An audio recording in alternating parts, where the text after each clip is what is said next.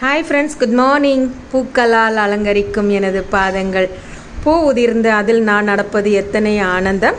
S, hi friends, good morning. Welcome to my garden. எல்லோரும் எப்படி இருக்கிறீங்க? நான் கடவுள் கிருபையில் நல்லா இருக்கேன். நீங்களும் கடவுள் கிருபையில் நல்லா இருப்பீங்க நம்புகிறேன் ஃப்ரெண்ட்ஸ். பொதுவாக எனக்கு இந்த மாதிரி செடியில் இருக்க பூக்கள் கீழே உதிர்ந்து அந்த இடத்துல பூக்களாக உதிர்ந்துருக்கிற அந்த இது எனக்கு ரொம்பவே பிடிக்குங்க.